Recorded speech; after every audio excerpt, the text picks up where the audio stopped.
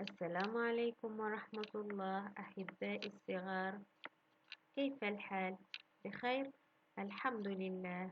أتمنى أن تكونوا بأحسن حال. نبدأ درس اليوم بسم الله، ونبدأ بمكون التخطيط والكتابة. درس حرف الشين. تعرفنا في الدروس السابقة على مجموعة من الكلمات تتضمن حرف الشين، واليوم سنرى كلمات جديدة فيها حرف الشين. نرى مجموعة من الصور. نبدأ بالصورة الأولى. هذه شمعة. أعيد شمعة. كلمة شمعة. أعيد شمعة. حرف الشين في كلمة شمعة في أول الكلمة. في الأسفل كلمة شمعة. أكمل الحرف الناقص للكلمة. أمر إلى الصورة الثانية. مشجب. هذا مشجب. كلمة مشجب. أعيد مشجب. حرف الشين في كلمة مشجب في وسط الكلمة. في الأسفل أكمل الحرف الناقص لكلمة مشجب. أمر إلى الصورة الثالثة والأخيرة. هذا عش. أعيد عش. كلمة عش. أعيد عش.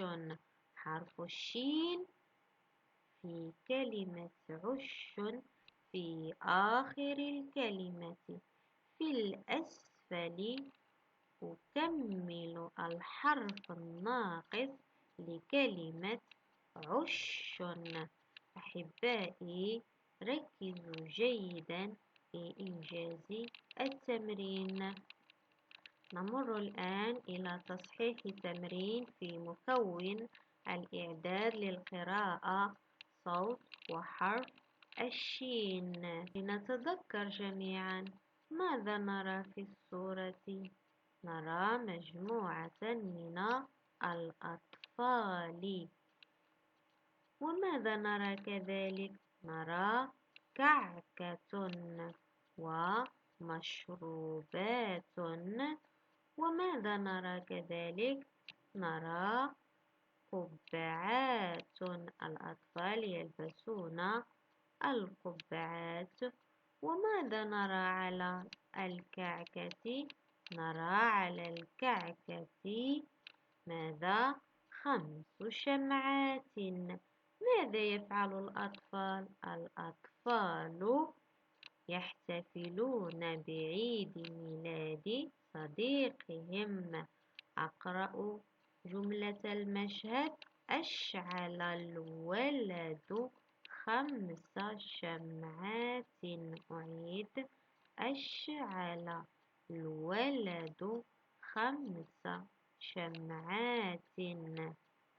المطلوب أقرأ الكلمات وأحيط بخط حرف الشين فقط. أبدأ بالكلمة الأولى. أشعل. أسمع صوت الشين في كلمة أشعل. نعم. أحيط حرف الشين. نعم. حرف الشين في كلمة أشعل في وسط الكلمة. نمر الآن إلى الكلمة الأخرى. الولد. أسمع صوت الشين. لا.